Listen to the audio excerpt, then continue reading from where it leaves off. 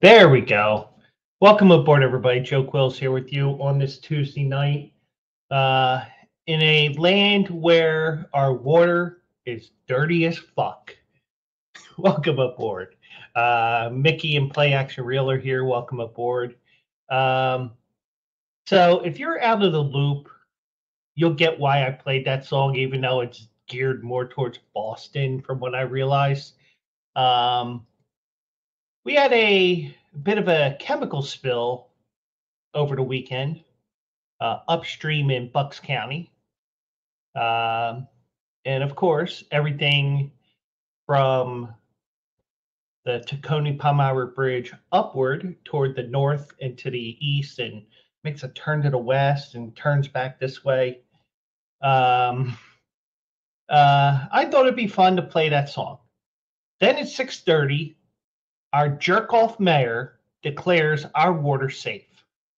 And then the jerk-off guy who was also at the press conference decided, just pretend this is a clear glass of water. He goes, chug, chug, chug, chug, chug, chug, chug. Whatever. And yes, Mickey, our water is a shit show. It always was, but even more so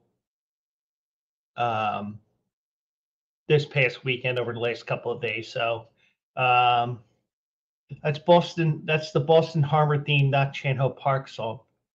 Well, if you want to, actually, we're going to go into this rabbit hole. I'm going to answer this question once and for all.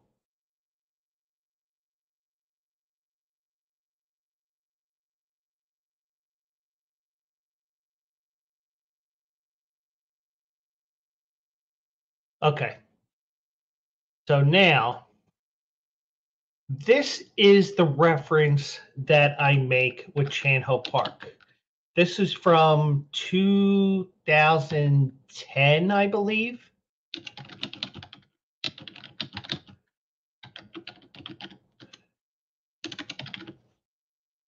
So here's Chan-Ho Park post-game when he was with the New York Yankees briefly around 2010, because he was with the Phillies in 2009. Here you go. I was sick. Well, I had a lot of diarrhea. That's what you want to know? Your manager said you were sick. Yeah, I had a lot of diarrhea. No. Yeah, I had a diarrhea and then. Why? Why it's funny? No. I mean, You think? save it.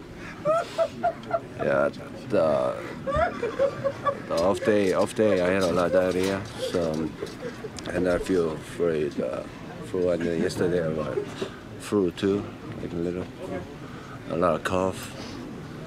And then just chest hurt and feel dehydrated, something like that. Okay, so Chan-Ho Park got a little too descriptive back when he was briefly with the Yankees. Well, here's my walk-up song for Chan-Ho Park. Call an ambulance, please.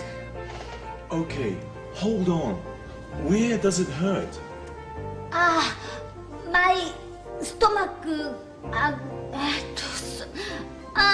ちゃんと痛いけど痛い。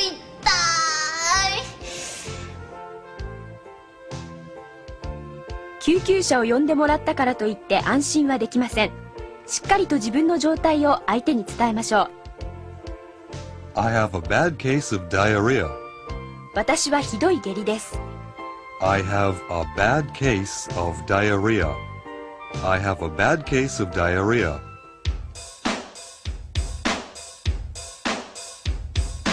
I have a bad case of diarrhea. I have a bad case of diarrhea. I have a bad case of diarrhea. I have a bad case of diarrhea.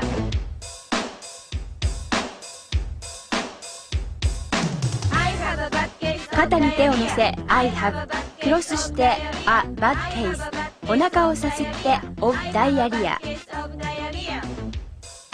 ジェスチャーゲームの要領です。感情を込めてやってみましょう。I have a bad case of diarrhea. I have a bad case of diarrhea. I have a bad case of diarrhea.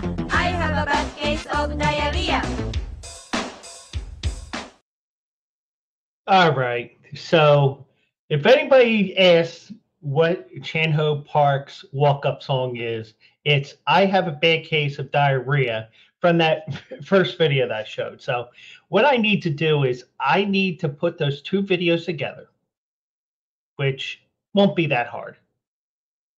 That's what she said. And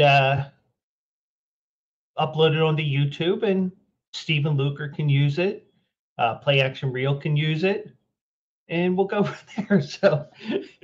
So that's the stupid shit that I talked about on Twitter today. And I said earlier today, when I was promoting the show, because I like to screen capture and then go to, I don't know why I did it that way. I'm going to do it this way.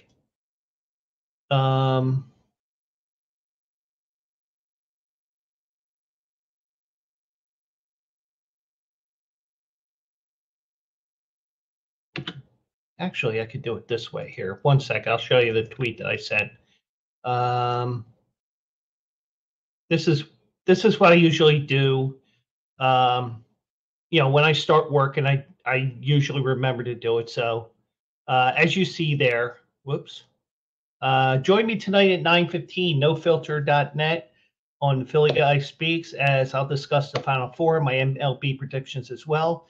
Plus, you can try to get me off track. A fun game you should play by joining me and knocking to join the stream. So yeah, that's me in a nutshell. You know, making fun of the fact that I probably have adult ADD, ADHD, LMNOP, and a bad case of diarrhea. Mickey, yeah, I got a bad case of the shits. But yeah, that's me in a nutshell. You know, I have plans on the show, even though the script isn't all that, it's not solid like diarrhea isn't, but you know, it is what it is. And it's going to be one of those shows here tonight. And now before we start here, because I'm going to talk about the Final Four and also the, you know, I'll give you my baseball thoughts here. And of course, I left my notes over there, you know, my rudimentary and very amateurish thoughts on all 30 teams as we start the baseball season on Thursday. Yeah, it did start as a shit show. I'm not sure if I can put in the notes for AJ when he uploads this to YouTube, if I can use the term shit show, but if I can get away with it, I can. But also, before I start, I want to give you an update because I am on vacation next week. But it's a staycation, which is good for you and good for me because I can get up earlier than I normally would on a vacation week now that I'm working afternoon hours again. So I get done work Friday night. I'll be watching the Last Call. I'll kind of be watching Tony, his show at 7 o'clock. I don't get done work till 9. So I'll be watching. I'll probably loop it so that it's on my TV while I'm watching and keep the volume down low. And hopefully Tony doesn't have a major rant where the customers are saying, what the fuck are you listening to? But from there, I'll record my Friday night podcast. That'll have Gulfstream for the Florida Derby and the Arkansas Derby. So those two races will be highlighted in that audio-only show. And I promised, even though Play Action Reel has to work, I'm still going to do that show on Monday. I'm going to do it on Monday night. I'll just have to figure out what's a good time for me. And what I figure what I'm going to do is I will record it, upload it to my YouTube, which I don't really use too much. That way, when I come back on Tuesday, we'll start with a replay of that. Maybe I'll start a little early if anybody wants to watch that replay. And then 9:15-ish, whenever that video ends, we'll start the regular show. How about them apples? But so yeah, because I don't know what the rules are for off-track betting and app wagering in Arizona is. I mean, I know you do have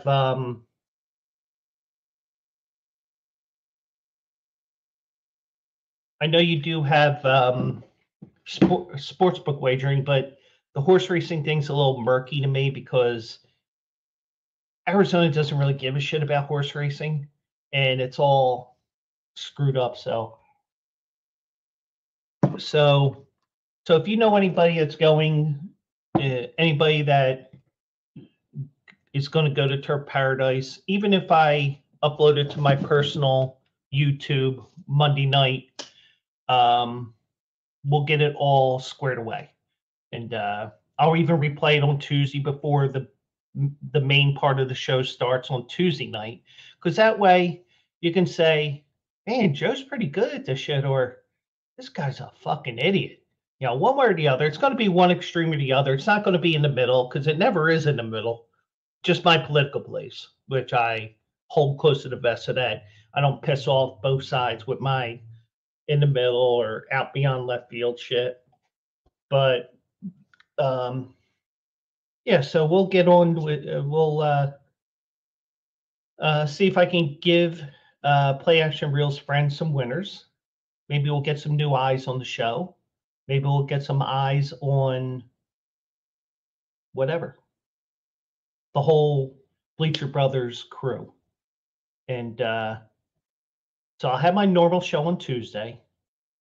Thursday, I have to figure out what I'm going to do next Thursday because of the fact that we are having a tailgate at Citizens Bank Park. That's right. Everybody can say, who the fuck is that guy to me? Because I am the guy where people will say, who the fuck is that guy? So, but yeah, it's going to have a tailgate before the show. It was announced on the Bleacher Brothers Instagram. I was tagged on it. I just got to share it and go from there. So it's going to be a fun day on Thursday, next Thursday. And going to be a busy week on my week off, even though I won't be plugging in, taking calls, thank God. I will be producing. Shit, I should have had this up already. And that's what she said. Not 1, not 2, not 3, but 4. I would have played that drop, but I don't have it set up properly. But yeah, so that's next week in a nutshell. And let's get to the main portion of the show here. How many people had 0 teams in the men's Final Four selected? I had nothing after last Friday or Thursday when Houston lost, but hey, that happens sometimes. It's been happening way too frequently. Play Action Reel did not. Mickey, I'm sure he didn't either. But it's all okay. I mean, shit like this happens, and unfortunately, there's years where you don't have anything. But it is what it is. But when it comes to the women's bracket, which I've only did because of two people whose streams I watch on another site. And oh, by the way, just because I screwed up earlier, I didn't have this going here.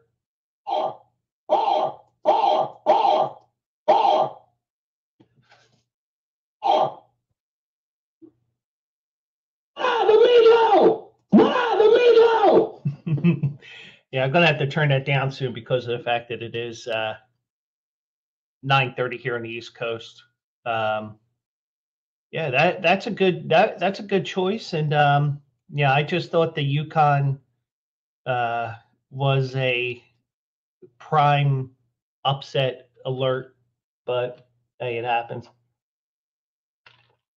And Mickey Delaney says you screw up a lot, Joe. What you don't know, Mickey. What you don't know. Because last week I screwed myself out of $1,800 or $1,700, whatever it was. But hey, it wasn't that I really screwed up. It was just that money was a little tight. I'm trying to get back into the horse racing thing after a couple of months.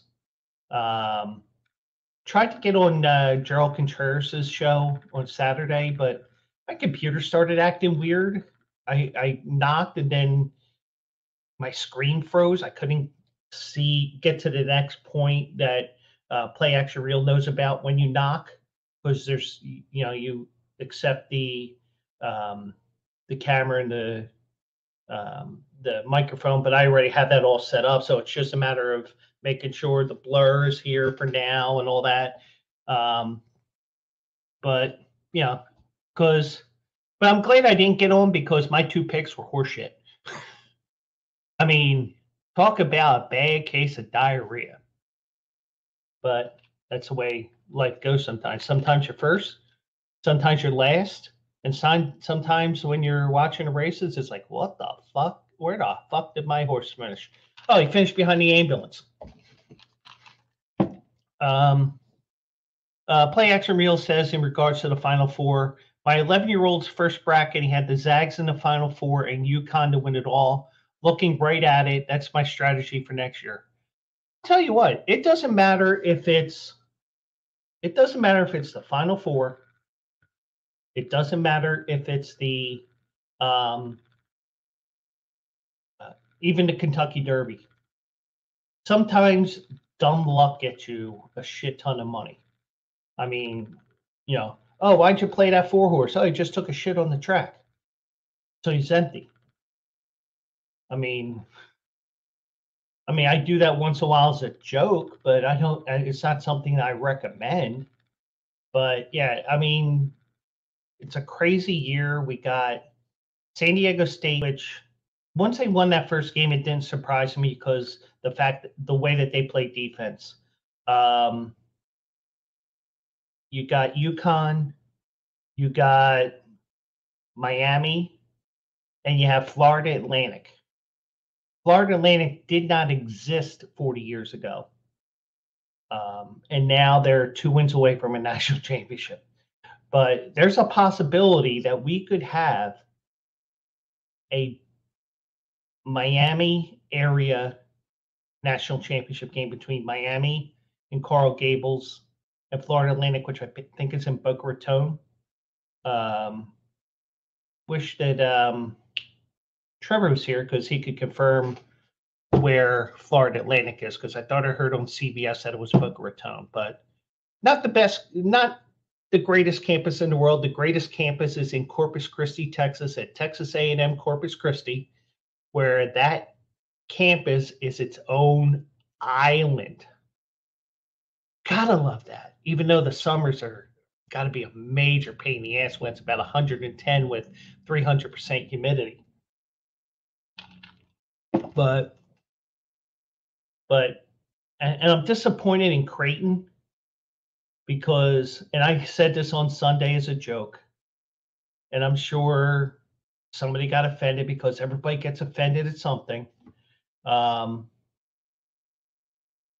said, man, San Diego State won. I was hoping for the first 3 seeds to make it to the Final Four, where a 4, a 6, and a 9. 69. But I can't always get what I want. But yeah, I mean, these games have been crazy. When you think you got things figured out, forget it. I mean, even the NIT game that I was watching, because there was nothing on TV. Yeah, I know the Flyers were on Mickey, so I'm going to beat you to the punch there. I could not get into anything between calls when I was working. And I ended up watching the NIT, and North Texas came back from 14 down to upset Wisconsin, if that's considered an upset. But, North Texas, Conference USA, they're in the NIT finals, even though nobody cares about the NIT anymore. Well, people care about it even less, if that's possible. And you got Hard Atlantic, who's in the Conference USA.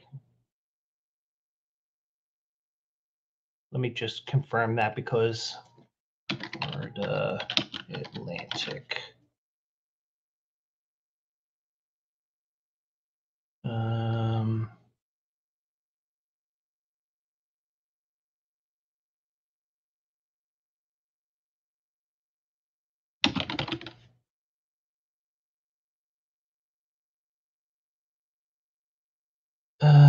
Conference USA. Okay, yeah, I just wanted to make sure there. And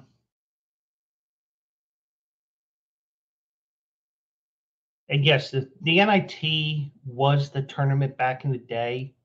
And Penguin AZ is saying, not blocked on your show, Joe. It's a conspiracy.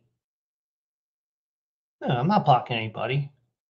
I mean, you got to really earn it for me to figure out how to block somebody on here. It's kind of like how I talk about the C word. I couldn't chat on the spring training show today. Oh, you mean the show with AJ and okay. Yeah, I forgot it was on because I was working. And I couldn't interact anyway, so I'll probably have to watch it after the fact, or when they show the uncut version, the uncircumcised penis edition of the episodes that they had. I'll have to watch that. But yeah, so the helmet head version.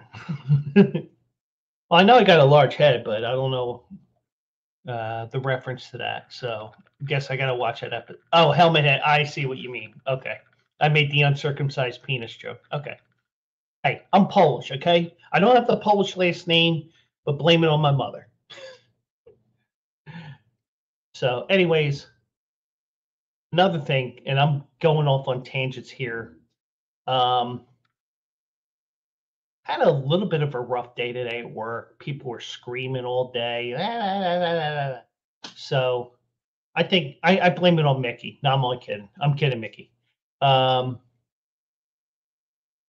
So then this afternoon, so my dad calls me about 4:00. I mean, I'm not even plugged back in 15 minutes because I had the god awful 2.5 hour sit before the first break. My dad calls me. I'm like, fuck, what does he want? Because he knows now I work 1 to 9. So so my dad, so I go to see what the voicemail was that he left, because on iPhones you can get the text of the audio in your inbox. So I'm trying to get that on my phone. Here I accidentally call my dad. So I'm like, fuck. So he calls me right back again. So I'm like, I'll call you at 5:15. Spent the whole half hour because his Slotomania is not working. I'm like, Jesus Christ. I mean, I tried to help him the best that I could because, I'm not there with him, so I can't walk him through everything. So,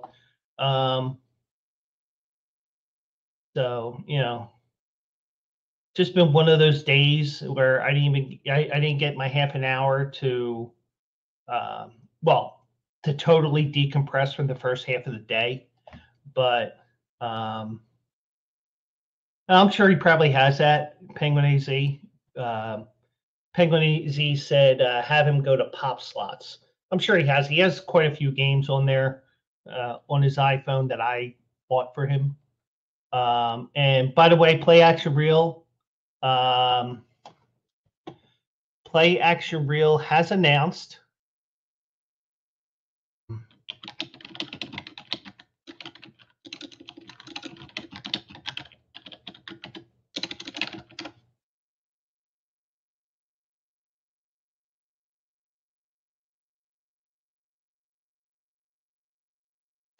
and just to let you know, Play Action Reel has made an announcement that he, God damn it, there we go, that he had to use the bathroom.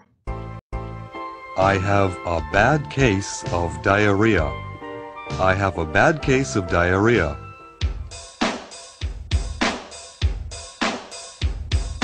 I have a bad case of diarrhea. I have a bad case of diarrhea. I have a bad case of diarrhea. I have a bad case of diarrhea. Is that the girl from Two Girls, One Cup? Don't know, don't care, do not want to watch it. So, nah. I mean, I heard about that. They mentioned it years ago on the morning show here in Philly, Preston and Steve. And they talked about it. And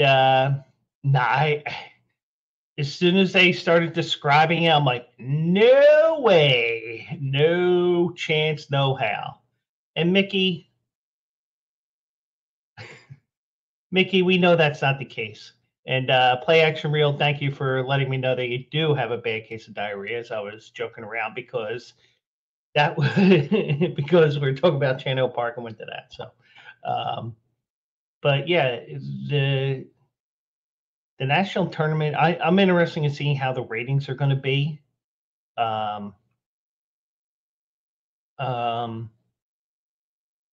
Because if it's UConn, you get the New York market involved. Even though Stores is a little bit in the middle of nowhere in Connecticut, even though they have played in the past in Hartford. But if it's Miami, okay, then let me make sure I got the bracket right here. It's my brain is fried today, people. Let's see. Miami plays UConn, so let's say if it's FAU that wins, and it's FAU against UConn, probably that's the best matchup in terms of ratings, I would think. But who knows? No, Mickey, I don't have the shits. Oh, what did I start tonight? Oh. But yeah, so the early game is San Diego State and Florida Atlantic. Miami and UConn is the late game on Saturday night. So, but then the women's bracket, which one thing I didn't realize is the championship game is on ABC on Sunday, not on ESPN, ESPN2, ESPN 8 The Ocho, but regular old ABC on Sunday. And they were showing a couple of college basketball games. Granted, they didn't get the UConn matchup that they wanted. I'm going to go to the women's bracket here just so I can take a look at that.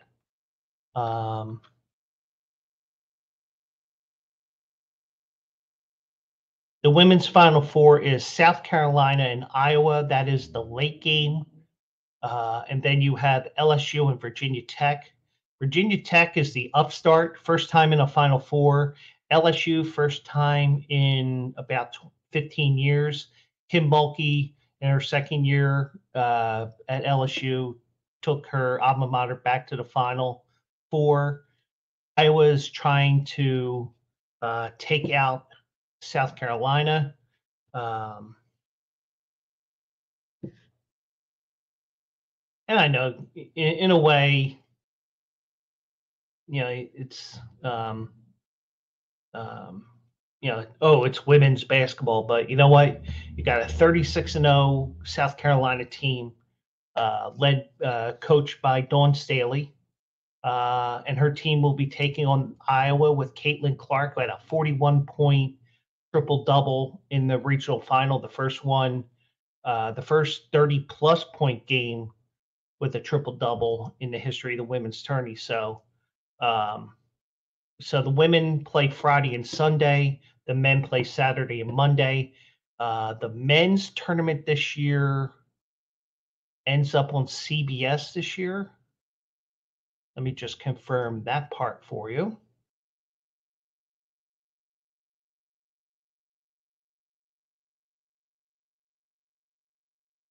Yes, this year's championship is on CBS. And it'll be followed by Murder, She Wrote. Or so Pat Summerall will tell you from his grave. This is one of those all-time because it's really a crazy day here. Nothing is planned today. What I would prefer to do is when middle of the day comes around, and this is going back on a tangent here. The one thing I try to do is like middle of the day, because I pretty much know I'm going to talk about by midday earlier on Tuesdays and Thursdays. Like I'll update that the notes there where it said Tuesday night show, blah blah blah, whatever I put that was very vague. So instead of putting on there everything I wanted to talk about, the NCAA Final Four, the baseball preview, or just some thoughts on the season as we head into the season starting on Thursday. And also one story I'm going to talk about next. I never got around to it. Oh, well, it happens. But yeah, I kind of like to have that on there, just have like as a bullet point so that, especially to let you behind the curtain a little bit, so that when AJ uploads to YouTube the video of this show, he'll have, even though I give him, he wants as much text as possible. I'm the type of person with my audio only portion of the podcast, I'm bullet points, but hey, he wants text, you got text. And I almost wrote War and Peace for one episode last week or 2 weeks ago. He says, no, I want it that way. I'm like, okay. And that's what she said. But not sure if you saw this today. I'm going to save the baseball part for last because of the fact that because this was news that came from the owners' meeting, general managers meeting, whatever it was this week out in Phoenix. The number 0 is coming to the NFL. And me, I'm a curmudgeon. I'm going to be 50 this fall. And I think that the number 0 is a stupid thing and not needed in the NFL. And I had some asshole who decided to give me a bunch of shit about it. There was a post on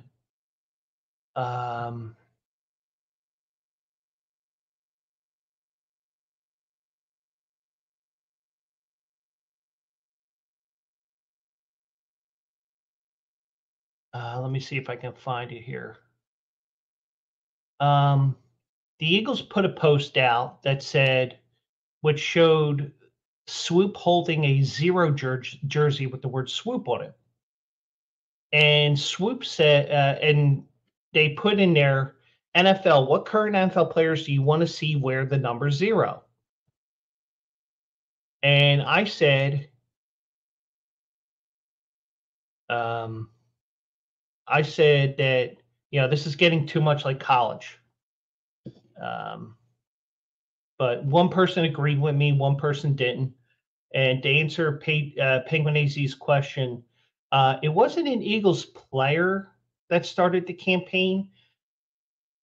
What the NFL does is when they get to this meeting that they have annually, they go over proposed rule changes and stuff like that.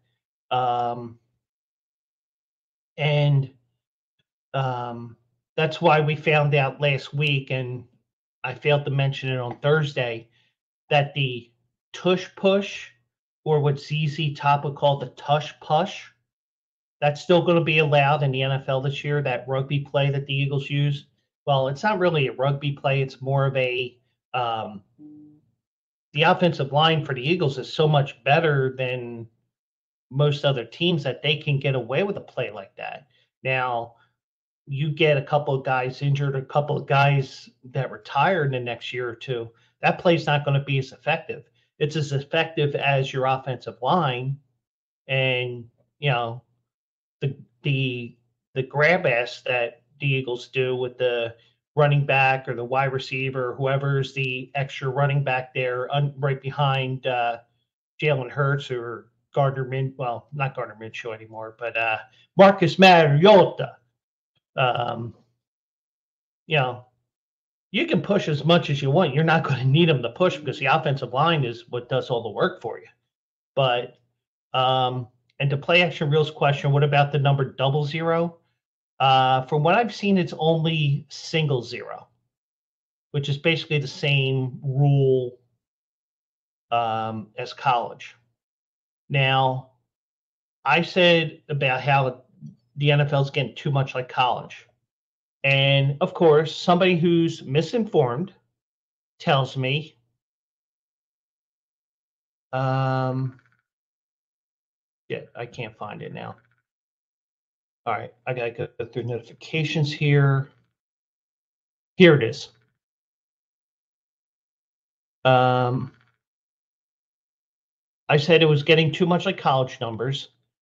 And _.TAE Louis __ says that's literally why they're doing it. Shrug of shoulders. If you paid attention in 2020, they explain why they're doing the single numbers. Well, Tay Louis, or however the hell you pronounce that. And I got some breaking news for you. I know why the NFL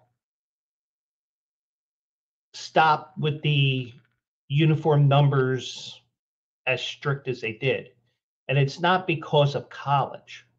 It was because of COVID. Because you had more people on the practice squad, because you never knew when somebody would get the vid. You didn't know when somebody would be out for, you didn't know if somebody was going to be out for 10 days, they'd still feel effects, or whatever the situation was. I'm not going to get into the politics of it because this is not about politics. The point is, because of COVID and you had the expanded practice squads, that is the reason why you had expanded, why that the number ranges were eased up, so that you could have a running back sign and wear a single digit number, because that's all that's left between 1 and 49, while the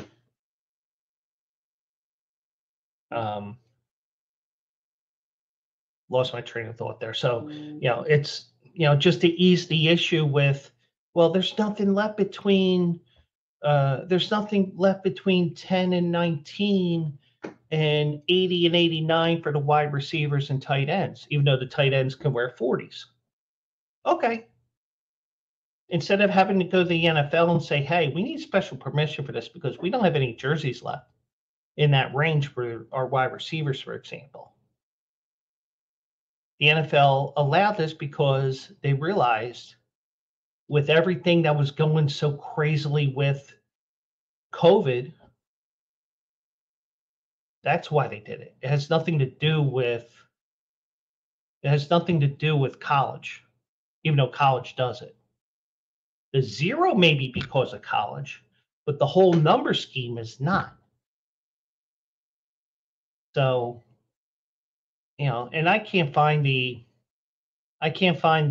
comment because it's not a reply to my comment. It was a comment that was added and he just tagged my username Joe Quills on Instagram. Whatever. I'm not losing sleep over it, but if underscore dot Tay Louie or however you pronounce that period underscore ever trips upon this episode of the Philly Guy Speaks, or if you know underscore dot Tay Louie dot underscore, send them to about the 40-minute mark of the show, and you'll see that I know more than he thinks I know. I mean, I'm not a Mr. Know-It-All, but I'm pretty damn close. But I will also admit when I'm wrong. And I know I'm not fucking wrong on this. Boom! Or, because I've been watching so many wrestling reels on Facebook, suck it! And Play Action Reel says, boom! That's a John Madden way. So, yeah, so what can you do? I know one guy I wanted to see, the only guy I really wanted to see change their number didn't, and that's DeAndre Swift. Played high school ball here in Philly at my alma mater, St. Joe's Prep. Wore the number 7. Wore the number 7 in college. And I think his hashtag on his on his Twitter was 7Life when he was in high school and college. So, yeah, boom, tough acting, acting, good one there. So, you have an opportunity to do, I mean, when you had that open window, and I mean, part of reason why some players didn't change uniform numbers was because if you have a uniform number that's out and you have to change that number, you got to buy all those old jerseys. Now, there was a window that the NFL allowed where you can change the number and not have to buy those uniform numbers back, buy those other uniforms back. And personally, I saw on Twitter today, somebody was mentioning about the number 0, and they're saying, don't let Jalen Hurts switch to 0 because I have a number 1 jersey. And somebody replied to that person saying, I got the original rookie year number 2 jersey. So, yeah, so, I'm not the type of person that's going to be buying jerseys because of, my favorite player became an Eagle or something like that, or somebody's become my favorite. When I buy a jersey now, it's because of special occasions. And since I got to grab my notes here for the baseball one, I do have a little surprise for you here. So let me walk away for a second here, and I'll show you my little thing that I'm talking about here, and I'll get my notes here. 1 second.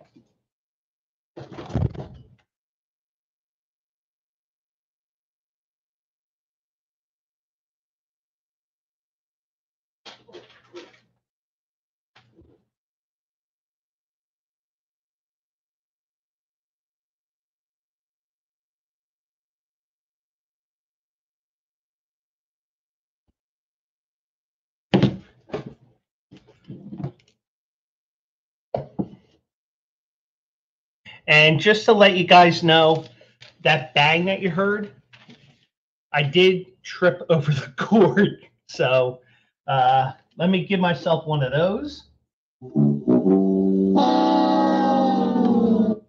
Mickey, my pants are on, okay? Got my jeans on today. And probably, and if I did want to show you my dick, it would be blurred out from the background anyway. So,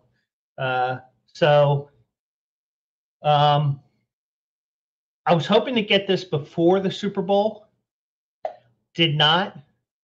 But now I have a new option for a summertime jersey when the Eagles play preseason football or in the month of September. I got this bad boy.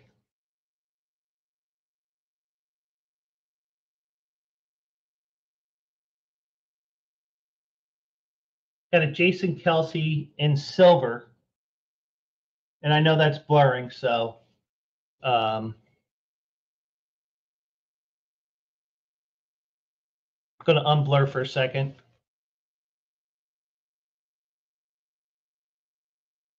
And it's got the Super Bowl patch on there. Now, when they first came up with this, when they first had this on Fanatics website, not the Philly Fanatic, I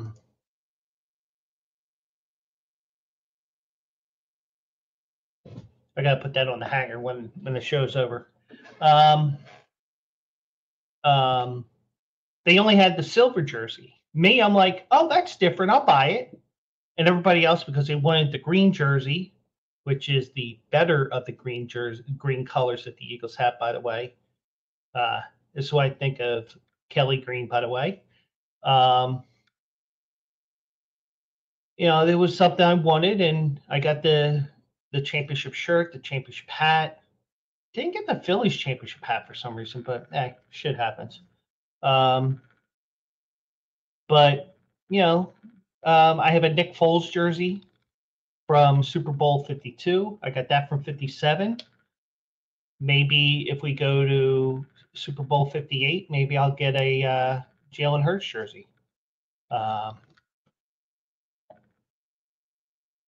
You're just jealous because our team made it to the Super Bowl more recently than yours. And we won a Super Bowl more recently than Packers. Yeah, I know. We lost the city that lost the championship in 2022. We didn't lose one. We didn't lose three. We didn't lose yet. We lost three. And I saw somebody today. Oh, Nick Sirianni. He thinks the Sixers are going to the NBA Finals. Does he have CTE or something? Because I don't see it. Because you got to get through both Boston and Milwaukee? No way. I mean, if it happens, great. And if they get through both those guys, they're probably going to shoot their load in the finals and get swept by Denver or whoever comes out of the West. But yeah.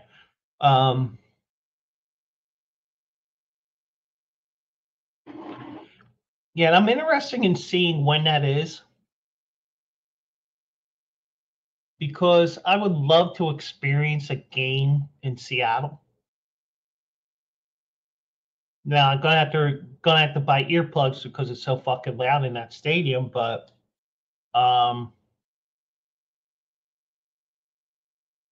schedule comes out in May, and I do have friends in Seattle say, "Hey, what do you think about the three of us going?" And yeah, I'd love to see you, Mickey. I'm not sure you want to see me, truthfully, but all right, I'm kidding. But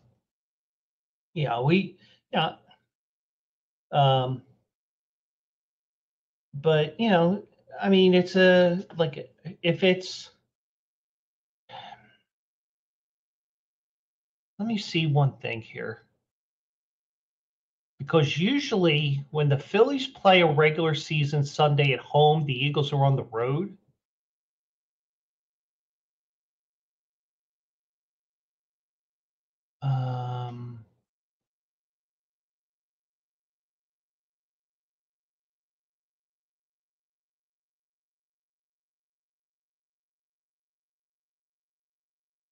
Okay, so it appears the Eagles are going to open up on the road for it's got to be at least the fourth year in a row, I think. No, probably the third, because the Phillies are home on September 10th. Now,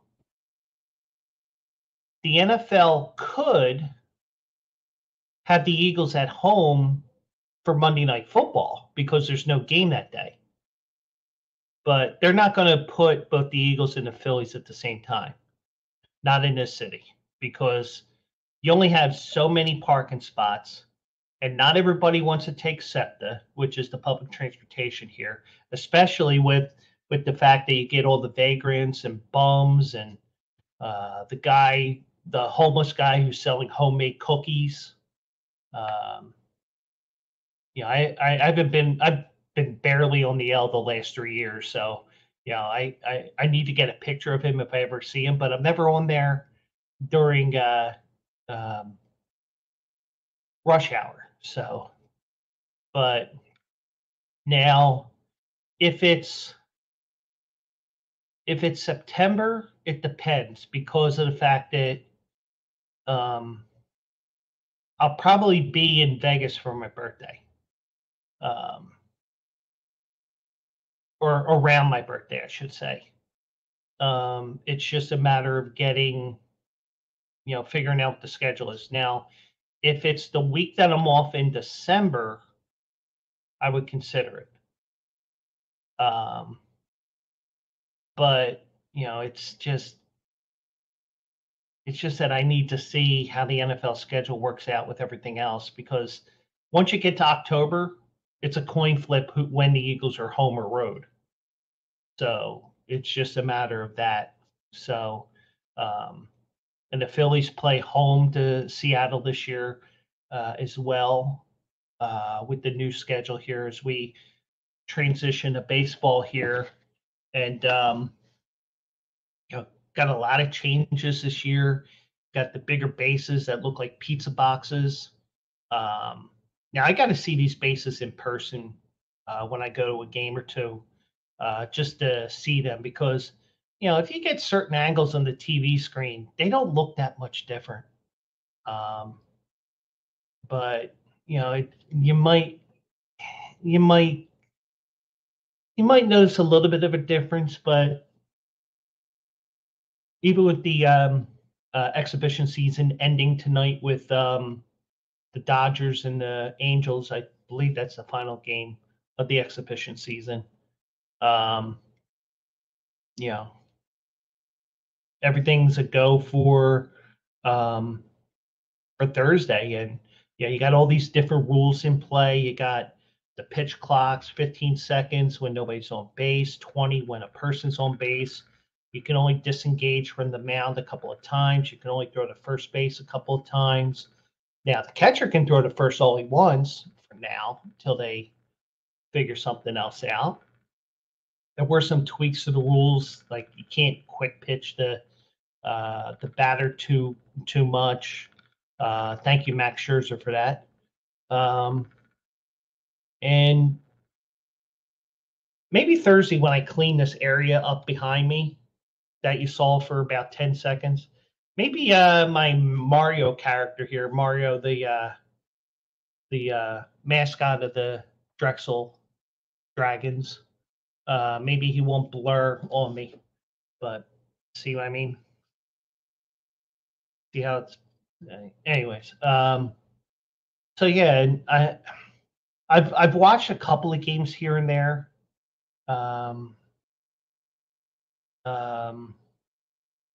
Yeah, I'll get to that in a couple of seconds, Mickey. Mickey asked me, did I hear about the Commanders might be sold? And there was 2 bids, and I'll talk about that in a second. But with the baseball, the pitch clock and everything, the games are playing faster. I'm interested in seeing what's going to happen once the regular season starts. I almost feel like you got to create different categories of times, because you do have the usual regular season games, which have a like 225 or 230 between innings when it's a national game, where it's just your regular run-the-mill regular season game that's only going to your local affiliate. Those are 2 minutes and 5 seconds between half innings. So, but you do have that pitch clock, and I'm not a fan of it. And I just wish that the umpires were held more accountable for enforcing some of these rules that they got away with not enforcing. Now they got to enforce it, but oh, by the way, let's take it out on the players instead of taking it out on the umpires. Because when they went up with these pace of play rules on that committee, all the owners voted for it, all the players voted against it. But it was 7-4. They got outvoted, and that's why we have the rules. And talk about JT getting thrown out. Yeah, so Monday, Phillies were playing, was it Toronto? Because they played Toronto today.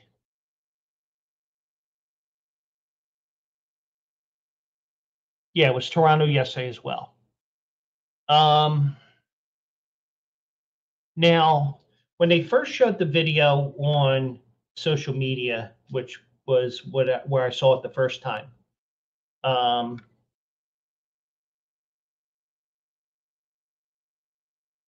it just looked like JT had his glove there and then pulled it away. So that led you to believe, okay, well, the umpire's being a jackass. And I think he's a minor league umpire that was working that game, because minor league umpires got to get some work as well.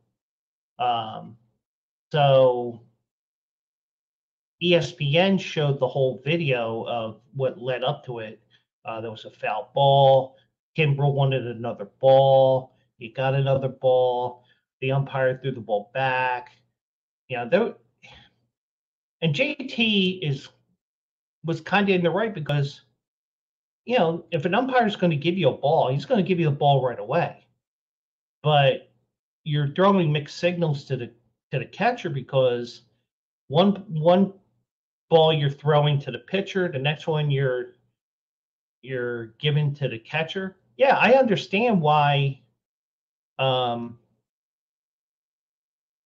blew up, and it was just I don't think it was showing him up, even though there was some things going on between the catcher and the umpire that half inning, but it wasn't necessary. And thankfully, it was just a exhibition game. You get JT out a couple of innings early because he doesn't need to catch every inning of every game, especially with first base being open. As you all know,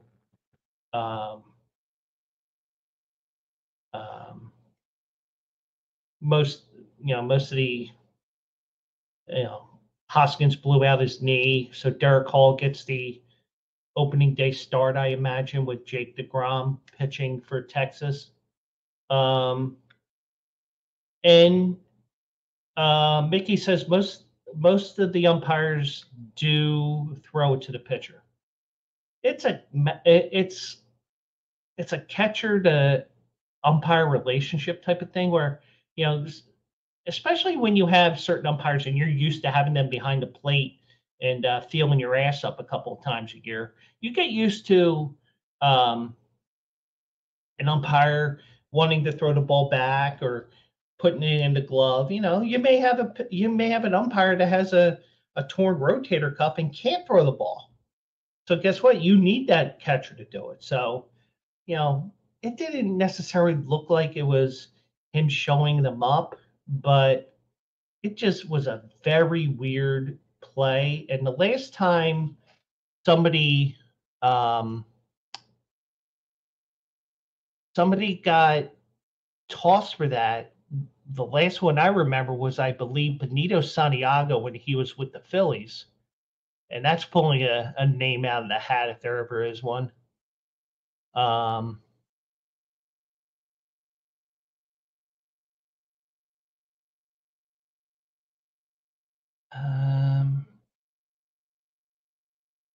Okay. So there was an awkward ball exchange that followed a pitch clock violation. And let me get through this ad here. Oops. I don't know why I muted that, because you're not going to hear the sound anyway, but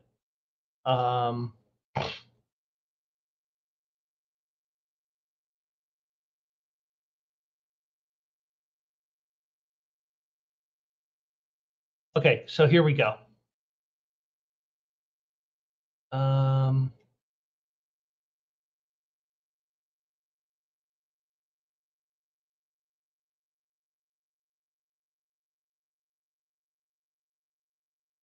Okay, here we go. So I'm going to share this here for you. This is from ESPN's website. They are showing the Toronto feed, because I don't think the Phillies were on TV here yesterday, but now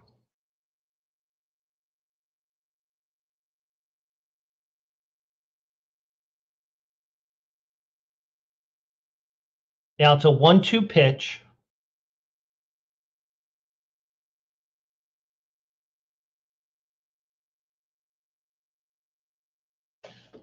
Now the umpire called a time violation there. So you had a 1-2 count, or it's now 2-2, because it was on Kimbrel. So the umpire throws it back. You saw JT give his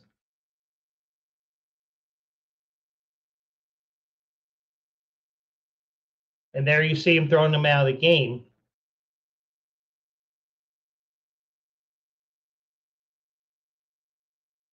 And there's the violation.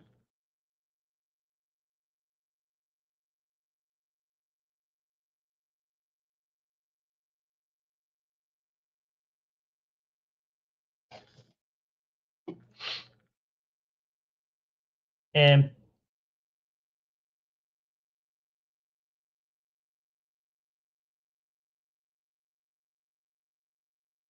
so there you see that. Oh wait, I didn't even show it here. Let me. I know, Mickey. I thought I shared it. I didn't. I gotta pull it back up. 1 second.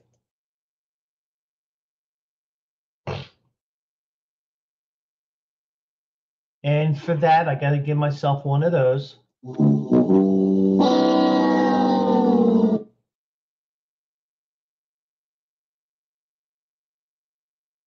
And I got to go through this ad again, because I'm an idiot.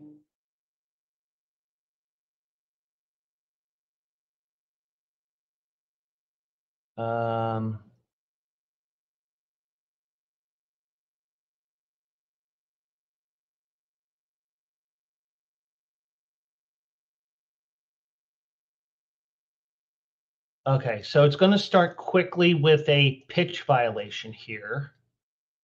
Oops. There we go. Now you can see it. So you're going to quickly see the violation.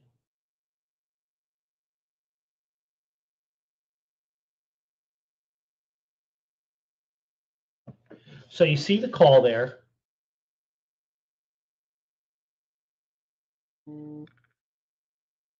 So he calls the pitch. He throws it back. He had his right hand there for the umpire. He said, screw you, I'm going to throw it back.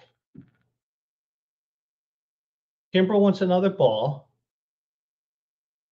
And you don't see there live that JT pulled his glove back.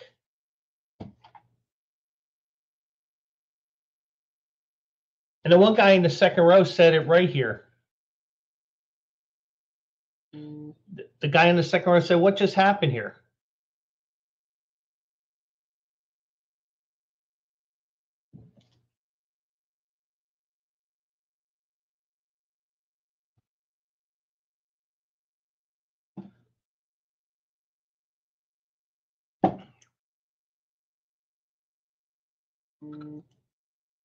Whoops. So if you actually see that, video on ESPN with the sound, and maybe because it's spring training, Maybe they want to get back to Toronto or wherever they're playing Thursday. In my opinion, not only did the umpire throw the ball back after the pitch clock violation, when Kimber wanted a new baseball, first when he had the pitch clock violation, Real Muto used his right hand for a ball, didn't get it. Then he had his glove when Kimber wanted the new ball, and all of a sudden he pulls it back because it's not coming as quickly as he thought it would. And then the umpire threw it and he said, hee-ha, or hee-ha, which was a bullshit situation there. Thankfully, it's only spring training. And, you know, even though you got Garrett Stubbs there, the DJ of the Phillies locker room, as the backup for the Phillies, you know, I mean, I don't know who backed up JT yesterday because it was a road game, but it was just a strange thing that happens, especially in spring training. And thankfully, it didn't happen in game 162 when the Phillies are trying to get a playoff berth. But yeah, it was a BS call. I don't know if the umpire is a regular umpire.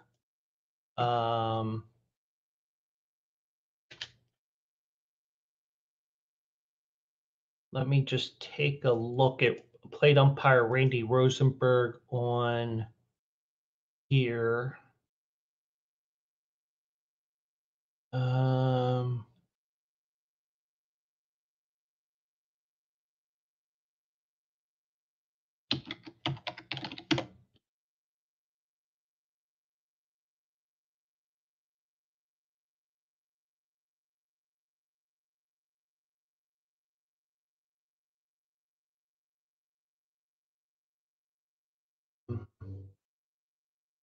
Yeah, I'll just have to wait for the regular season. And since we have all 15 games, on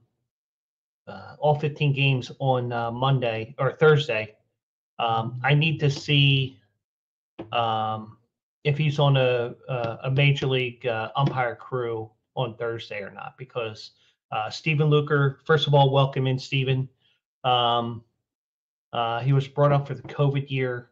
Yeah, because a lot of the umpires, because they're old and fat and ugly, a lot of them said they opted out.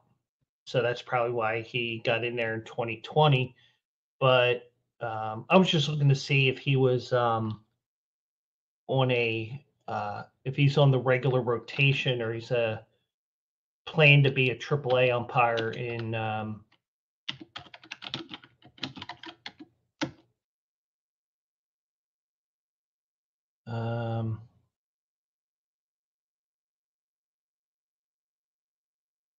Randy Rosenberg.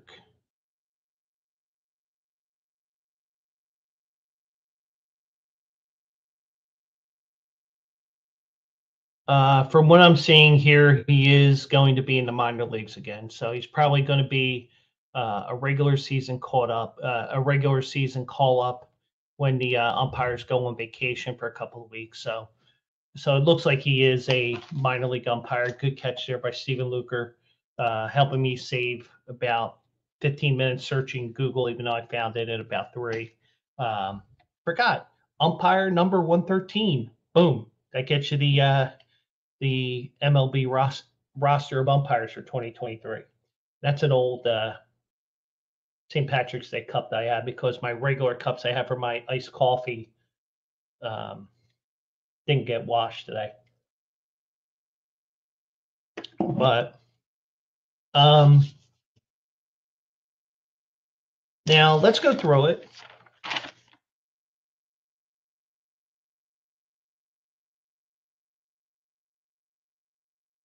And for those that are listening to this after the fact, Stephen Luker brings up a great point here. A key site to look at as well is stevetheump.com to check where umpires are, or closecallsports.com. Now, I actually ended up on the MLB site for official information, umpires, and bios. And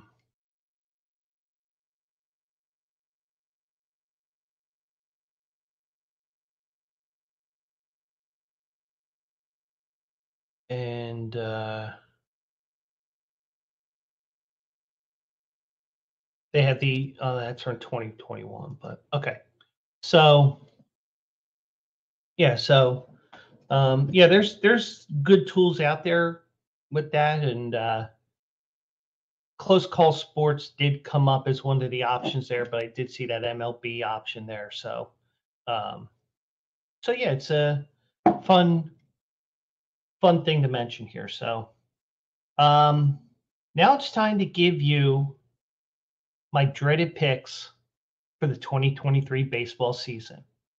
Now, if you go back to last March when I was doing audio only podcasts, I gave you the Phillies to win it all, and I wasn't far off. Now, granted, how the Phillies got there was not what I had planned, but they did get to the World Series, which, you know, was fun, and would have been nice to bring home another $3,000, but whatever. But in that ugly November day where the Union lost and the Phillies lost the World Series, so ugly day that Saturday night. But we do have my picks, and they're sure to go wrong. I'm sure to be way off, and I'm sure you people laugh at me. I mean, you laugh at me any other time, so hey, why not now? So I'm leaning with Duncan Dad here because I think Duncan Dad was saying Toronto to win the East this year.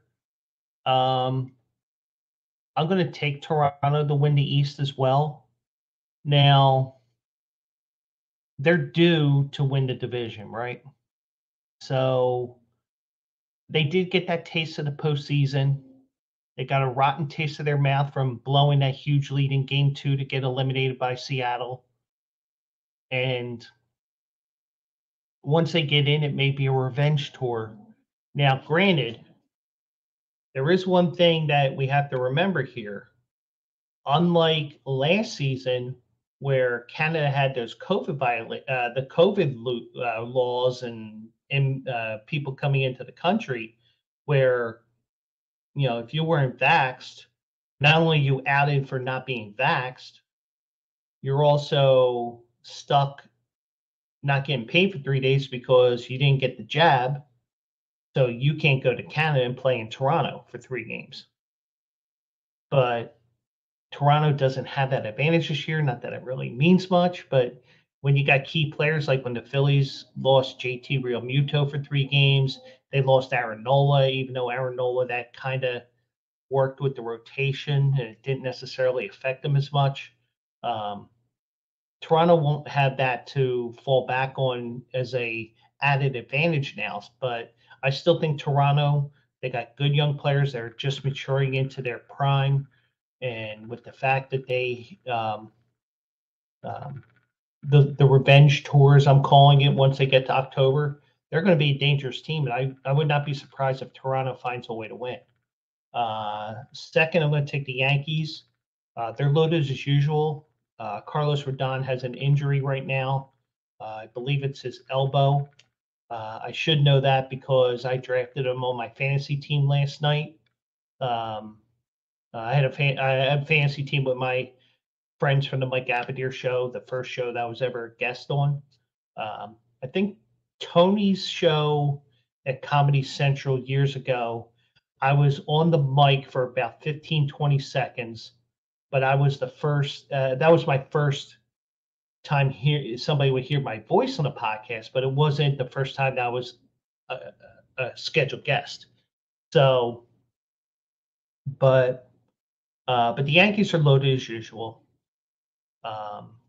You know, and of course, with Stanton and Judge. The old adage, if they stay healthy, they're probably going to hit about 400 home runs. Now, the question is, will they stay healthy again? Well, is there like a little, I don't want to say karma, but you get the idea here with Aaron Judge, for example. He hit 62 home runs. Not saying that's a bad thing, because I commend him for that. And it's just that, does he start to come back down to earth more because of people expecting more out of Judge, hitting 65, 70, whatever it is. And also, he plays in Yankee Stadium, and Yankee Stadium, very short dimensions for especially a guy that's 6'8". And, because he's so huge of a person, I expect him to hit a ton of home runs, because he's got an uppercut swing, not because it's on purpose, just because he's 6'8", and the bat starts about from the third floor of my building, basically. But Yankees will be fine. I got them as one of my wild card teams. Tampa Bay is the type of team where they always seem to be right there. And they lost 2 straight to Cleveland in the playoffs. 2 crazy games with Cleveland. One game went like 15 innings, I think it was. But they're always there at the end.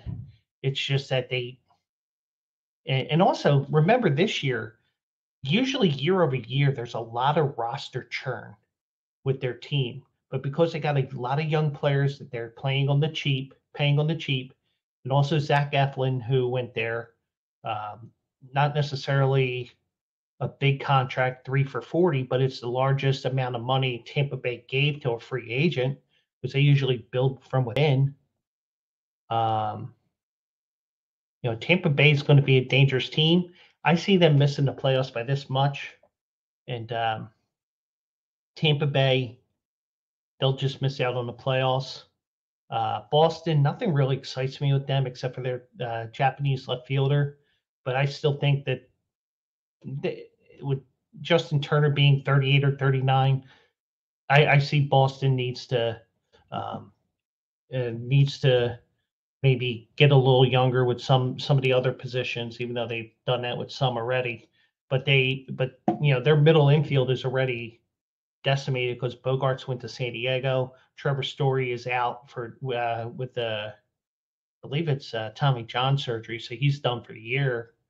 So you got a whole new middle infield for them. So, but I have Boston finishing 4th. Now, when I say Baltimore's finishing last in the division, Baltimore was the surprise story last year. And you started to see that their young team was that team that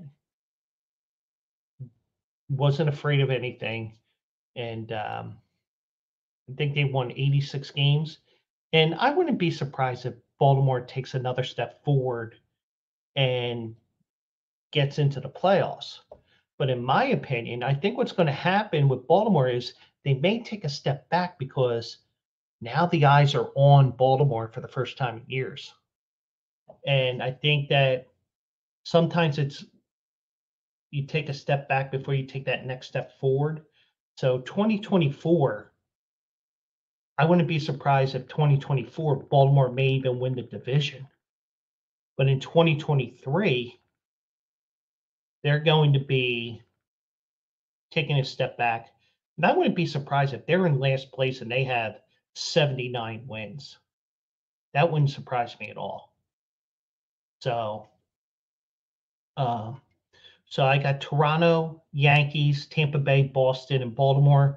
Toronto wins the East. Yankees are a wild card. Go to the AL Central here. I'm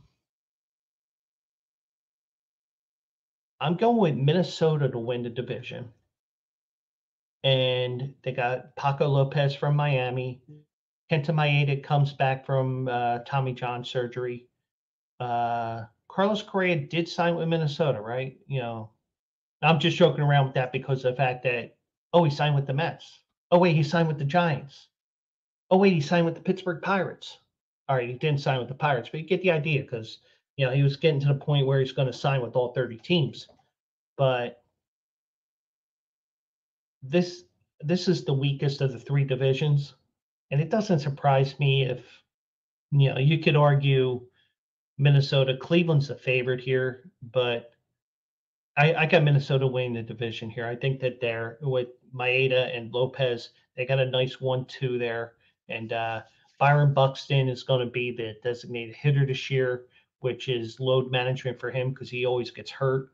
So be an interesting thing there for Minnesota. And who knows, maybe Minnesota steals the division.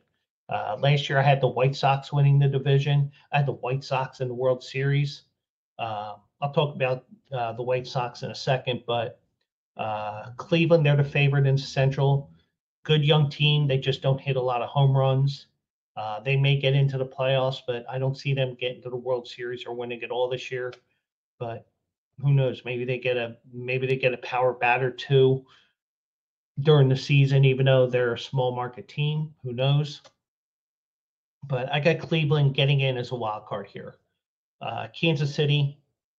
I don't think they're that bad.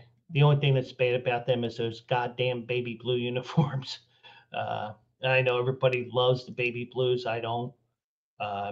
Gives me PTSD of my late 70s, early 80s in life. So that's one of the major reasons why I'm against them. But Kansas City, they're a young team there, small market. I think they're a lot better than Detroit.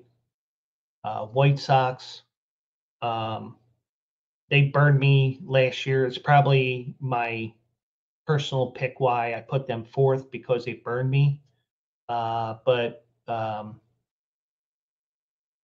Tony La Russa's gone. Had all kinds of issues toward the end of the year. They may do better with somebody who's more in the now with how baseball's played now, as opposed to Tony La Russa, who is pushing 80. And I got Detroit in last because they're horrible. And I feel bad for Miguel Cabrera because he's playing on Detroit. I understand he's 10-5. He got traded to Detroit after the Marlins won a World Series with him. It is what it is. And that's, it's kind of like what, in a way, what Pujols did. Went back. I mean, even though he was playing 9-10 years in LA with the Angels, then went to the Dodgers for the rest of that season, came back to St. Louis. Miguel Cabrera, he owes it to the Detroit fans. And, it's just, I just feel bad that, he's playing on that type of a team. Even though it's a young team and he provides the some guidance and kind of like a player coach, like I'll be mentioning with another team in the National League here. So I got Minnesota winning the Central. I got Cleveland as a wild card, Kansas City, Chicago, and Detroit in the AL Central. AL West, I got Houston winning. I'm just wondering how much the early part of the season is going to be affected by Jose Altuve missing at least the first 2 months of the season with a broken thumb. Now, Altuve isn't hitting 330, 340, whatever he was hitting, especially in that cheat year. And before you say, come on, cheat year, come on. I'm one of the few people that give Houston the benefit of the doubt of winning the 2017 World Series.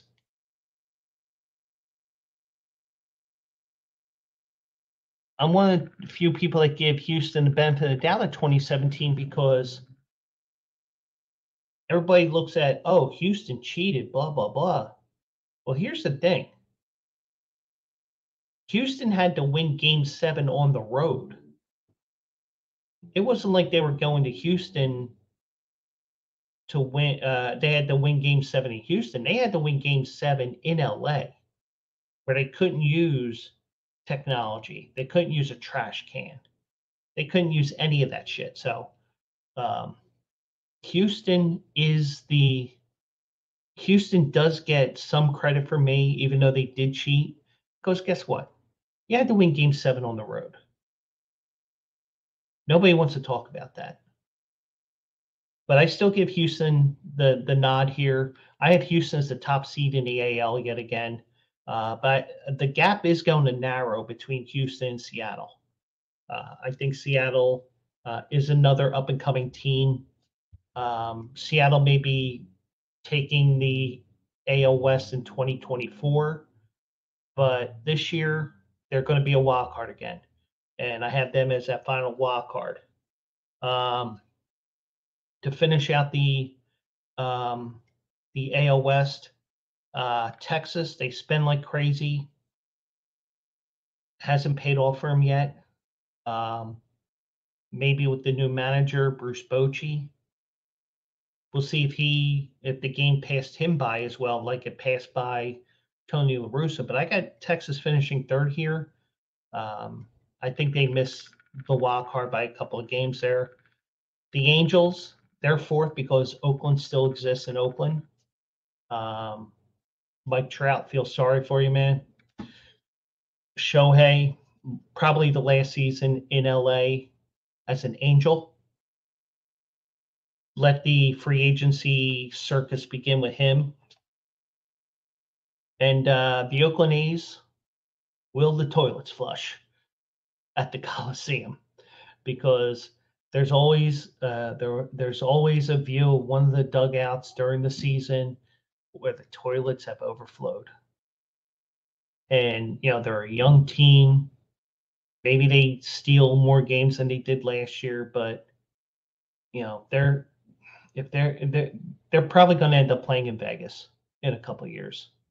Now, the question is, do they play a season or two at the Las Vegas ballpark where their AAA team plays? Or are they stuck in Oakland for a couple of years? Or do they, and San Francisco's not going to allow this, but maybe they go to San Francisco for a year or two just to get out because their lease is coming up soon. And Vegas has a couple of different sites that they're looking at. One is the Rio, which is off of the Strip a little bit, a couple of blocks to the west. And the other one is the Tropicana Casino, which is across from the Excalibur, where I usually stay. And, I've been staying the last couple of times because I get comp rooms. I mean, I still have to pay the resort fee, which isn't that big of a deal to me. But, be nice to have games there in Vegas. Give me a reason to go there every year. The Phillies are out there, even if it's in the dead of summer in July or August. But so I got Houston winning the AL West. Seattle's a wild card, and then I got Texas, the Angels, and Oakland, or the soon-to-be Las Vegas A's. So I have Houston beating Toronto in the American League Championship Series. So Houston will return to World Series. Now the question is, who are they going to play? League done, National League turn. I got the Braves winning the East again this year. And the reason why I got the Braves is because even with Dansby Swanson going to the Cubs, I really like this team. Now, I didn't like the way that they were playing on the field in games 3 and 4 when the Phillies handed their asses at home through the 4 hours of hell that Rob Thompson mentioned about the Phillies. I mean, they got good pitching. They got good young players. They're starting to get paid. And I wouldn't be surprised if they make the World Series again. I got them winning the division. I got them as the top seed in the National League playoffs. Now, I got the Phillies finishing second. I'm not as high on the Phillies as I was last year, but I still had the Phillies making a run here. Now, I did see an article today, and I don't know if it's confirmed. I don't know if it's an opinion piece. I saw it on the Inquirer website here, the Philadelphia Inquirer, that is, because there's also the Cincinnati Inquirer. The Cincinnati Inquirer is with an E, the Philadelphia Inquirer is with an I, not an O or U. But I didn't click on the article because I was working and people were fucking with my head all day. They were suggesting that Bryce Harper may be designated hitter the rest of the season when he gets back. That's fine by me. It's his bat that we want.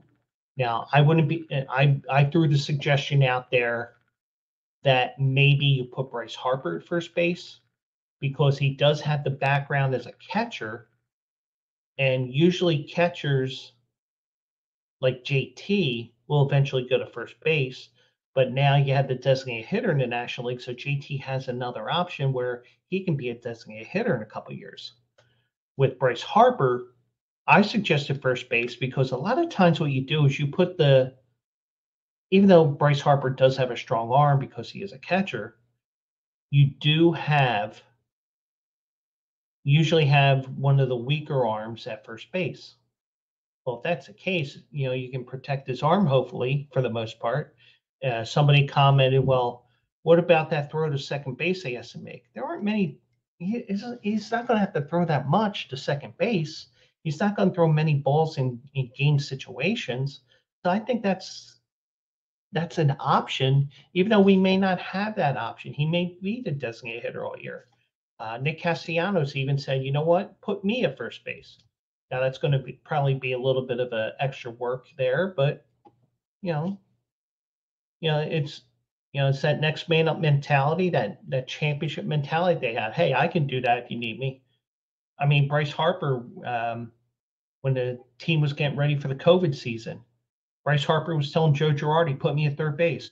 He said, I'm not putting you at third base. Well, put me in for an inning for this intra-squad game. So he did, just to shut him up. And Nick Castellanos does take ground balls at third base every day. So maybe he starts taking ground balls at first, and then he starts getting used to taking throws to first in the dirt, which you need to be really adept at. But either way, I think the Phillies, it's just a matter of how far back they are at the beginning of the year. It may even be a repeat of last year where the Phillies are in the shitter early on, but without Rob Thompson getting fired because he pretty much has carte blanche for a couple of years. He's not going to be paying for dinner anytime soon in this town. But I really think that the Phillies in the second half of the year will make a run like they did last year. They will make the playoffs, but they won't be the third wild card. I have them as the second wild card. But they will be just ahead of the New York Mets. I have the Mets as the final wild card. So you get three teams again from the National League East, the toughest division in baseball. My big question mark is the bullpen. Edwin Diaz blew out his knee. And I shared it on, might have shared it on Twitter. MLB The Show 23 on Xbox and PlayStation or whatever. They have Edwin Diaz's walk-up song, Narco by Timmy Trumpet, playing as he comes into the game on the video game as well. So, but the only thing is, Diaz is out for the year because of his patellar tendon, the patellar tendon that he blew out, celebrating in the World Baseball Classic, which was a freak thing, just like Rhys Hoskins' freak injury. If a tendon or a ligament or whatever is going to tear on you, it's going to tear on you. Trust me, I teared my calf twice in my life. and neither time was fun. Trust me. But I had the Mets. I think they're going to be a little bit like the Phillies of a couple of years ago, where the bullpen blows leads. David Robertson has a closer mentality, but he's up there in age. Now, granted, I would have rather had David Robertson here in Philly, but he wants to close. Well, he's going to be the setup man. Now he's the closer. At least we think he's going to be the closer. I think they do just enough to get in as that final wild card, because I see this as 6 teams that are going to be heads and shoulders above the rest. Maybe you have 1 or 2 teams that maybe give problems to the 6 teams that get in, but other than that, I think this is pretty much going to be pretty much like last year with the playoffs. The Marlins, well, you have Sandy Alcantara, you have Gene Segura, you have Jazz Chisholm, and then you have a bunch of who the fuck is that guy? But Miami builds from within because they don't have the fans going to the stadium. They don't have well, let me rephrase that. Miami only shows up when the playoffs come. But I think that with the new manager and everything like that, they'll probably be a more dangerous team in 2024, but you never know. So, and Washington, they'll probably have the worst record in baseball, even though they're rebuilding with all young players. So, NL East, Braves, Phillies, Mets, Marlins, Nationals. Phillies and Mets are both wildcard teams. St. Louis, they're playing in a soft division here. They're the best. They're the best of the division by far. Plain and simple. I'm going to give you a bit of a surprise here. I'm going with the Chicago Cubs finishing second this year. They're rebuilding, and I think with the way that this division is, I don't see Milwaukee doing much. I think that they're a bit overrated. I think they're on the downturn. I think one of their starting pitchers might get traded this year, because if they traded their closer Josh Hader to San Diego, it tells me that they could trade one of their starters or maybe even both. So I'm going to take Chicago to surprise and at least finish second. I was watching MLB tonight while I was working, and Jake Peavy, who's an analyst and former major league pitcher, he picked the Cubs to win the NL Central. I'm not that crazy, but sometimes you get these guys that come up with these hot takes. It's like, where the fuck did that come from? Kind of like my hot take with the Mets when they went to the World Series a few years ago. What was it, 2016? I think it was. I told my buddy at the end of 2015, or whatever that season was, I said, Mets are winning the division in 2016. Not only did they win the division, they got to the World Series. But I think Chicago finished the second in that division, so I won't be surprised if St. Louis wins this division by 15 games. Cubs finish second, Milwaukee third. Cincinnati and Pittsburgh, you can take your pick there. Cincinnati's got young players. One of their highest paid players is Ken Griffey Jr., who hasn't played for them in about 15 years. That gives you the state of Cincinnati baseball. And Pittsburgh, I like what they did with their roster. They got guys who can teach their young players. They brought in Carlos Santana. They brought in Andrew McCutchen, who, if there's a team that he should retire with, it is with the Pirates. So hopefully he does get to play the whole season. He doesn't get traded off. He gets to finish his career there in Pittsburgh.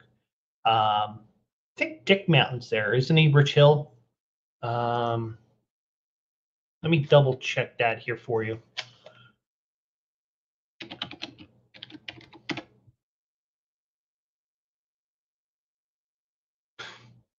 Yes, he is with the Pirates. And the Wikipedia here, which is the in the info box here on the right, Richard Joseph Hill, nicknamed Dick Mountain. But, you know, I see what they were doing there. They're not necessarily getting players in their prime. They're getting players that can be a bit of a kind of like what I was expecting with what team was it?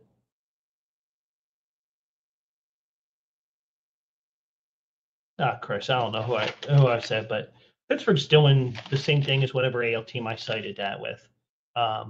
Pirates are small market. They don't draw on top of it because you know you got nothing to do all summer anyway.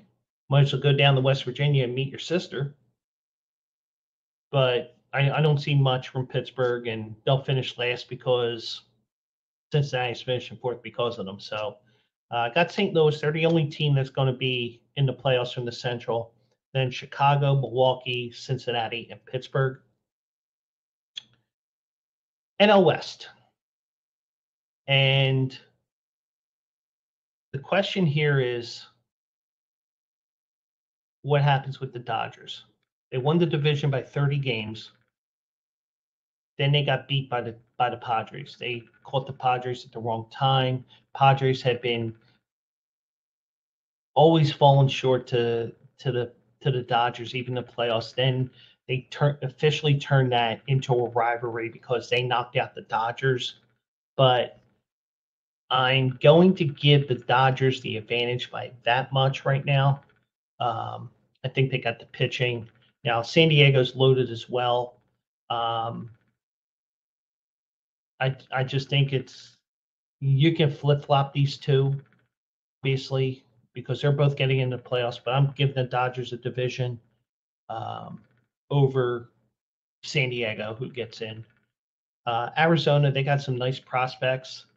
I wouldn't be surprised if they maybe finish 7th or 8th in the league, be the first or second team out of the playoffs. They made a run towards the end of the year, but they were making a run a little bit too late.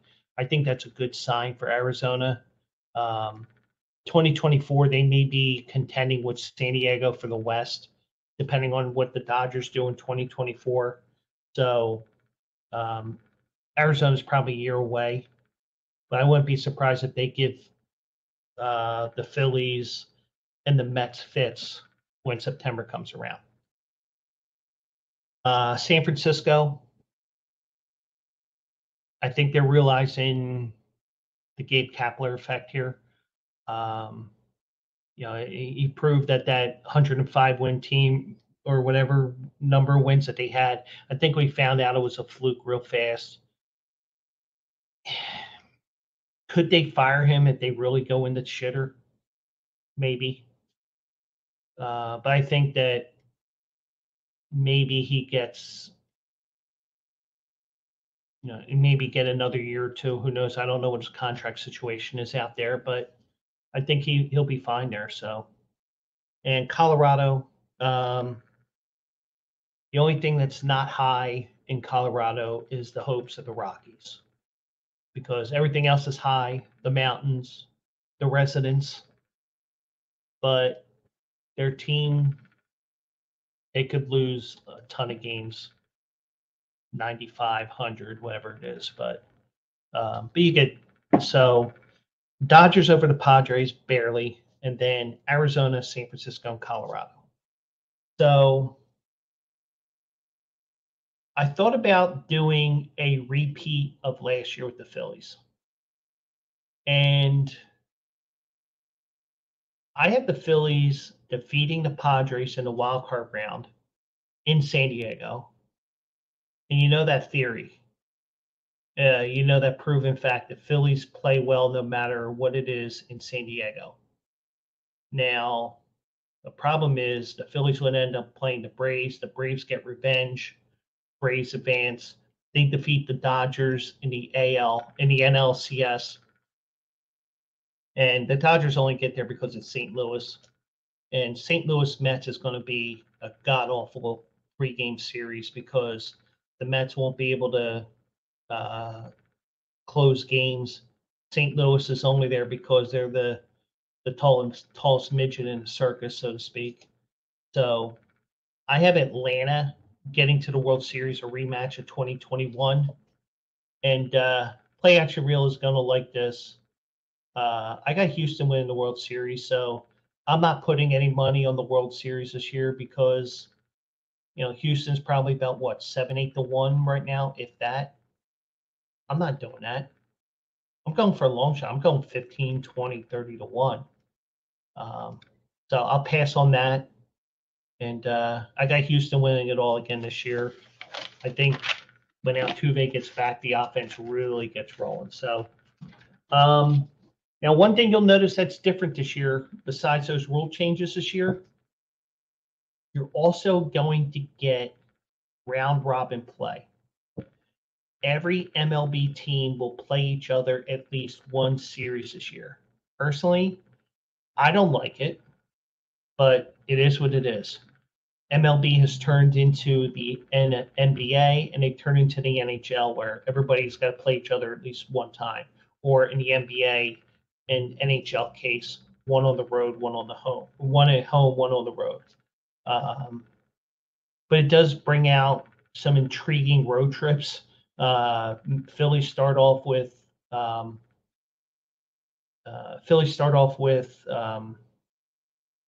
Texas on Thursday, and then they got to go from there. After a Sunday night game in Texas, they got to go to the Bronx. Now, granted, the Yankees are opening up at home on Thursday against San Francisco, so you do have the Phillies playing a night game. So thank God for that. So I know what those god-awful West Coast to East Coast trips are, and that's going to be another one for me in June when I go to Vegas. But as of right now, I really, it's pretty much going to be status quo this year, and I really don't see much difference in the teams making the playoffs this year. And who knows? Maybe I'm wrong. Maybe it's the Phillies that don't get in. Maybe it's the Mets that don't get in. Maybe Baltimore makes that step forward and gets in as a wild card at least. Who knows? That's a great thing about baseball. You play it on the field. You don't play it on paper. You may play it on Out of the Park Baseball 24, which I'm a fan of. But we'll see. And that's a great thing about baseball is every day's different. You're going to expect something different every single game of the year. So before I close it out, if anybody has any thoughts or anything or want to knock, and I should have said this at the beginning of the show, but all the guys that are on here watching, you all know the drill. You hit the knock button, I'll bring you in, that sort of thing. But for those that are listening and they're saying, what's this no filter shit? Well, we basically have no filter. Now, granted, when I was on Twitch, I had a bit of no filter, but I wasn't the type of person that would be getting myself into trouble with certain comments, like the tallest midget in circus. But I'm the type, I'm not afraid to speak my mind. And like I said, I did get on a bit of a mini rant there with that asshole on Instagram. But I'm not the type of person that's going to be completely temporarily insane for a couple of minutes. I try to keep things as an even keel as much as possible because I don't like that me. But if you're listening on the podcast, on the audio version, when I create the MP3 file or MP whatever, or whatever audio file it is, you can come on over to nofilter.net, look for my show, or you can look for anybody else's show. Tony Bruno's show, Bleacher Brothers show on Wednesday, Pouring Perspective, not Porn Perspective, that Play Action Reel, not Play Action Reel, Penguin AZ messes around with Duncan Dad with. Pouring Perspective, you have the Capo show on Mondays with AJ and the coach of the Capos. You got Retro Ad Monday with Stephen Luker. And even Eric Burns is starting to do shows again with the baseball season starting up. Him and Will Clark had a show that started around the same time as me tonight. Hey, it happens. We're going to get this overlap now. And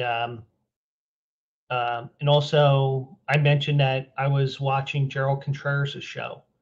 He's not in the Bleacher Brothers Network, but he's a horse racing guy, and they brought all kinds of great knowledge there, but their horses weren't coming in either. So, and also Rockin' Reese, who is part of the Bleacher Brothers Network, he's on here on Saturday afternoons, and I got a little tied up with his show. But so many options here, and there's so many other options that you can watch here. Check us out, nofilter.net. And when you get in here and you watch one of our shows and you get that ticket, you're going to see a fist on the right-hand side. That brings you in. You can join me. We can be interactive.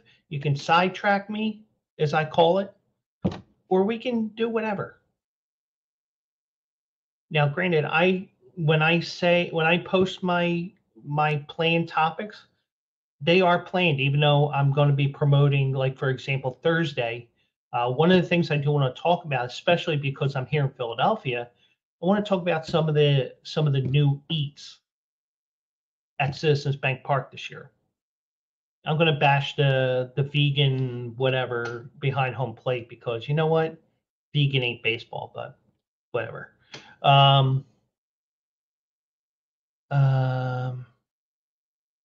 Rockin' Reese is on Wednesday at 2:00. Okay.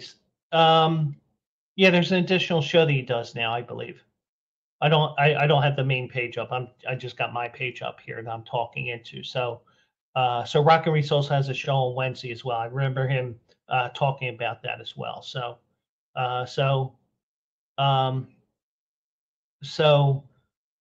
I recommend you come on over. There's a lot of interaction here. We can go 2, 3, 4 boxes at a time, and we can just talk forever if we really wanted to. Well, not forever, but you get the idea. So I encourage everybody that's listening on the audio portion of this podcast when I post it tonight and you listen to it, come on over. If you don't want to show your face, just allow the microphone to be played, and we'll go from there. This is a fun, interactive place, and I got my group of friends that are here tonight. They allow me to be an asshole. They also hear what I have to say. We all support each other, no matter what it is we do. Great place here, great place amongst friends and also colleagues and everything else. And we just have fun here. Some people are more politically incorrect than others, but hey, that's what No Filter's all about. Some people are going to get more free, with their speech, and Mickey says amen to that. Penguin AZ says 200% Joe, and thanks for all the love and vibes. And I'll tell you one thing, I'm going to promote you. I'm even promoting people from outside the Bleacher Brothers Network, because technically we are all one big family here at No Filter. And that's what I'm going to promote here, even to my audio listeners on my podcast when I put this up later tonight. We're all in this together. And, one show may do better than others. AJ's show, doing great. Duncan Dad and his 2 shows, they're doing great. Well, Duncan Dad with his pouring perspective, and also Into the Night, not Into the Night, damn it. Man, I gotta give myself another one of these. I should turn that down because it is after 11 o'clock. Let's try that again. The Last Call. I know, Penguin. I just had to throw in that sound drop because I fucked up. Last Call with Duncan Dad, Play Action Reel, Penguin AZ. I occasionally knock on there on Friday nights. And there's Friday nights where I just don't feel like talking, and that's fine too. I mean, you can come in, you can interact with us, you can just talk. I mean, you can just listen, you can chat. I prefer to chat because I'd like to put those quick one-liners there, and especially with Tony, get him to crack the fuck up because I like to slip them in every once in a while. But that's what it's all about. It's all about fun.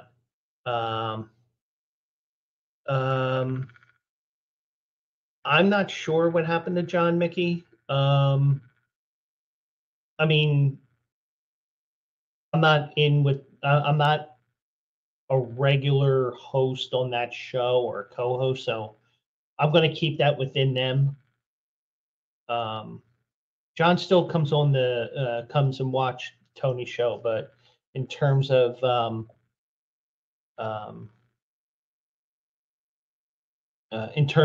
what is now the Last Call, I'm going to keep that within them because it's not. Even though I'm part of the Bleacher Brothers Sports Network, it's something that I would prefer to keep within them. If they want to talk about it or they want to talk about it again, they can do that. But I'm not stepping on toes or calling anybody out or anything like that, because even if we aren't hosting a show or a show fades away or anything like that, we're all friends on here. So that's the most important part. Just make sure everybody has a good time here. So, any last thoughts before I close up shop tonight?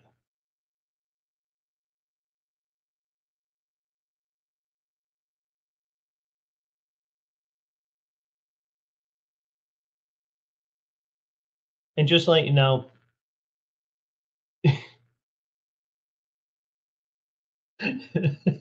I see Mickey is going back to the original theme at 9:15 because he has to poop. So Mickey, if that is true, I will let you go to the throne. And I prefer to do it on company time because, the boss makes a dollar, I make a dime. Might as well poop on company time. But anyways, thank you all for listening tonight. Just a reminder, next week, there'll be a special Monday night episode. I promised Play Action Reel that I will be doing a Turf Paradise show. Even though he's unable to go, maybe he has a way of playing a couple of races here and there. Maybe there's an app there that you can use or something. Who knows? So I'm going to do a Turf Paradise special on Monday night for shits and giggles. There we go with the poop talk again, shits and giggles. Tuesday will be a regular show. I may do a replay of the Turf Paradise show, depending on how long it is, just so you can review it again. Maybe Play Action Reel can tell his friends, hey, my friend Joe's a horse racing junkie. If you want any ideas on Wednesday, if you want to play any races, he's the guy, even though I prefer not to be the guy. Puts a little undue pressure on me. So I may replay that on Tuesday. My regular show on Tuesday night. Thursday, there will be a show. I imagine it's going to be at 9:15.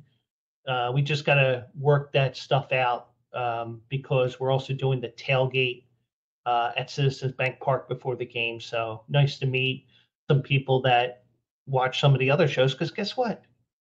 Maybe their eyes will turn to my show as well. And we'll get even more interactive and people can make fun of me and all that stuff. And we'll always have the audio only show on Friday as well. I'm on vacation all next week. It's a staycation, and we'll figure the rest out. And hopefully I can get the shit behind me cleaned up, because I'd like to show you the bobbleheads that are over here to my left-hand side here. A little bit of a different thing there. So, but thank you to Mickey. Awesome shit show, Joe. I do my best. Play Action Reel, thank you as well. Penguin AZ, thank you. Stephen Luker, thank you. And check out the podcast, The Philly Guy Speaks. That's where you get podcasts. So if you ever miss an episode, you can watch it on YouTube when AJ gets it on there. You can listen to the audio portion. That's probably the best thing because you don't have to see my ugly face.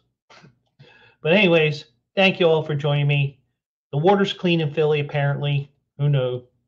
But so if I don't grow a third eyeball by Thursday, you know the water's okay. So thank you all for watching tonight. Philly Guy Speaks podcast, part of Bleacher Brothers Sports Network. Good night, everybody.